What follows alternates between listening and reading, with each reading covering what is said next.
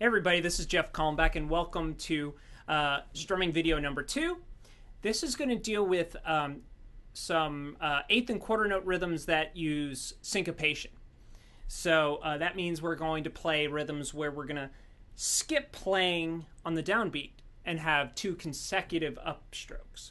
So the first group of examples that we're going to do in this video is group E in my packet that I'll include for download somewhere. I don't know. Look in the comments, look in the description. Maybe it'll be there. Whatever.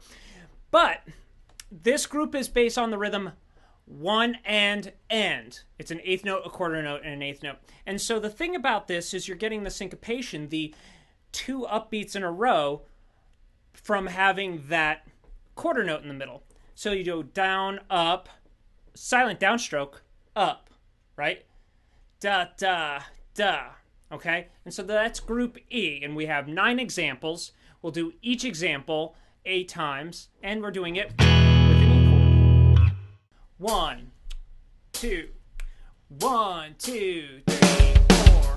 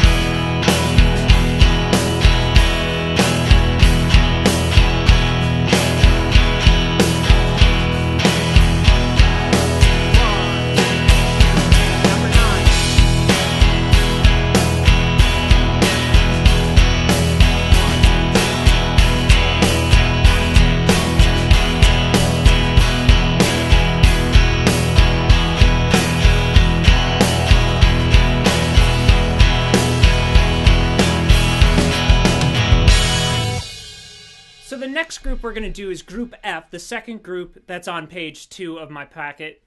And this group is unique because it starts with a rest on the downbeat. 1 and 2 end. You have that big hold, that big rest right there in the first part of the bar. And so I mentally use like a placeholder. I imagine I'm doing something, and I'm always doing a downstroke where I'm not hitting the strings there. So that's unusual. But as the examples go farther and you have eighth notes at the end, I treat that as what we call an anticipation, treating the eighth note at the end of the bar as kind of moving the downbeat of the bar a little early and kind of holding it. You see what I mean when we get to like example 3. So again, doing an E chord and 11 examples, 8 times each. Starting with number 1. 1, 2, ready, go.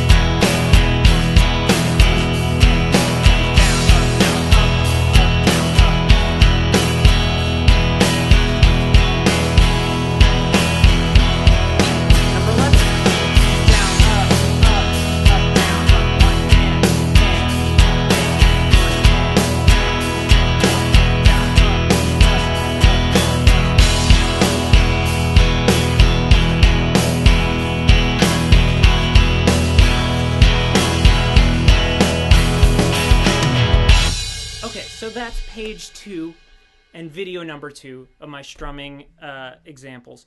And what I'm doing with that one, I just want to point out that there are parts where I've written rests in, but the way I'm performing it, I'm not treating them necessarily as rests, depending on where they come in the bar and what's before them. I may be holding into them, and technically, you would write that differently. You would use another note and you'd put a tie. I'm really focusing on attack on these examples, meaning when I hit the strings, I'm focusing less on what we would call duration, how long I hold. And that's okay. That's kind of more important to me right now. And we can get into kind of the nitty-gritty of how long to hold the notes later. I think these notes these examples, I think these examples tend to work better if we hold them out over the rests. So if you're coming at me and kind of like, oh, you wrote the wrong rhythm, you should put a tie there, I'm doing that intentionally. And hopefully you can play with this and use this as a guided practice. And then remember, you don't have to do just straight strumming with this. You can use this for single note lines. You can use, these are just rhythms. And when you have rhythms, you can use them any way you would like.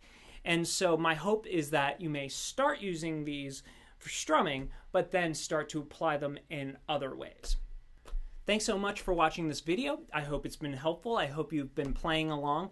Don't forget to hit subscribe, hit like, and check me out, jeffcalmback.com. It'll say that somewhere around here. And I hope this has helped your rhythm in some way or another. Catch you next time.